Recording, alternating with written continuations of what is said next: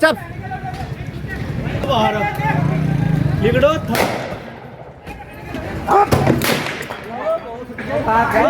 वहां से हट जाओ वहां सब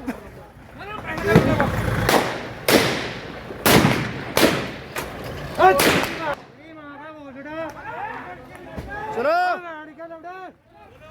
तेरी माँ का बोलना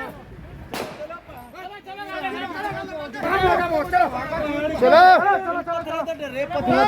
राजा लंडोरा राजा लंडोरा राजा लंडोरा चलो जल्द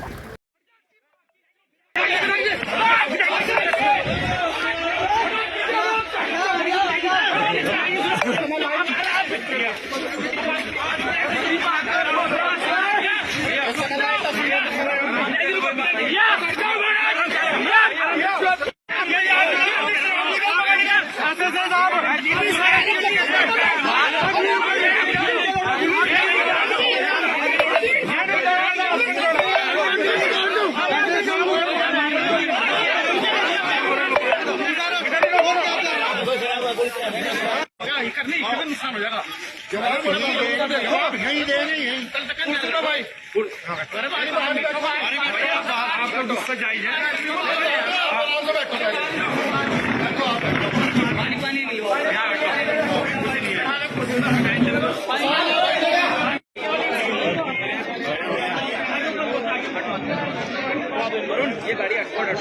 ये भारतीय जनता पार्टी को शर्म आनी चाहिए, इस सरकार को शर्म आनी चाहिए। एक आदमी को, एक पागल आदमी को सड़क पे खुलेआम छोड़ रखा है गुंडाई करने के लिए, अराजकता फैलाने के लिए, गोलियां चलाने के लिए। यही सरकार इसके मुकदमे वापस लेती है जब ये गोलियां चलाता है, और यही सरकार इसे संरक्षण देती है, इसलिए इसके इतने हौसले बढ़े हुए हैं। क्या मानते सर, इस तरह का वो कर रहा है, गोलियां चला रहा है करके, क्या तो मामला है? मामला क्या है? साफ अराजकता है, बौखलाहट, पागलपन, इसी को कहा जाता है। आदमी जब अपनी हार से बौखलाया हुआ, जगह जगह से प्रताड़ित हुआ, लंढोरा चुनाव में नगर पंचायत अध्यक्ष का चुनाव लड़ा रहे थे, बुरे तरीके से हारे हैं चुनाव, दिमाग खराब हुआ है, चारों तरफ लोगों को गालियां देते फिर रहे हैं, यहाँ आके गोलियां चला रहे हैं। पागलपन नहीं है तो और क्या है? क्या हुआ विधायक जी, आज सोशल मीडिया पे चला तो आज पीछे आए? अभी आए, अपने आप आके गोलियां चला के गए। यहाँ पहले किसी को भेजा, पता करा कि विधायक जी हैं, उन्होंने कहा भाई विधायक जी तो नहीं है, लक्सर हैं। जैसे ही ये बताया 2 मिनट बाद एकदम से गाड़ियां आई यहाँ पर और गोलियां चलाकर चले गए। पुलिस प्रशासन ने क्या आश्वासन? अब देखते हैं, पुलिस प्रशासन तो कार्रवाई करने के लिए कह रहा है और उसी का इंतजार है। अगर पुलिस प्रशासन कार्रवाई नहीं करेगा तो प्रणव सिंह की ईंट से ईंट बजा दी जाएगी। और मैं ये भी बता रहा हूं, अगर ये गिरफ्तार नहीं हुआ तो शाम को इसके महल में आग लगाऊंगा, ये भी बता रहा हूं।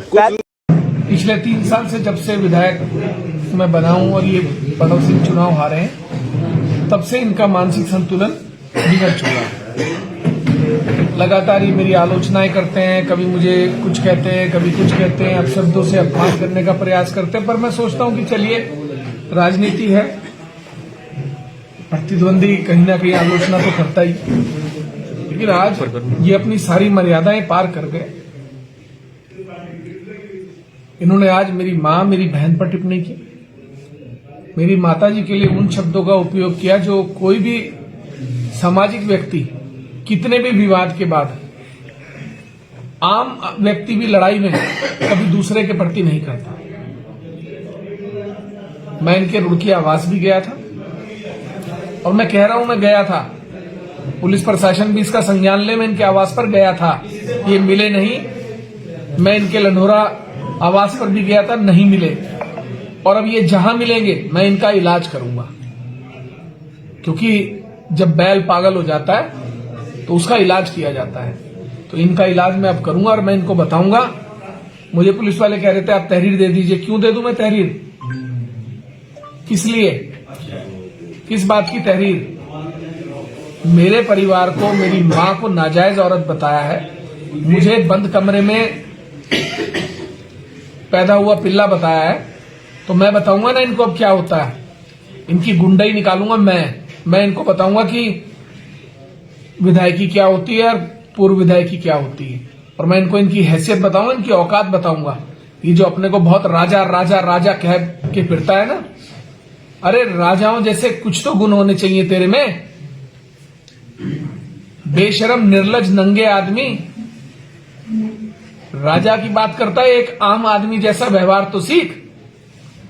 खुद ही कुंवर, खुद ही राजा, खुद ही रानी। अरे कौन राजा रानी, क्या हैसियत है तेरी राजा रानी वाली? मैं आज तक उस हवेली की पुताई तो हुई नहीं है तुझसे, राजा रानी बना फिरता है। नहीं ना कि मेरे मां बाप पे टिप्पणी करेगा, मेरी मां को कोठे की औरत बोलेगा। मैं कमजोर आदमी हूं जो मुकदमा दर्ज कराऊंगा। मैं तेरा इलाज करूंगा, तेरे दिमाग का और तेरे पागलपन का।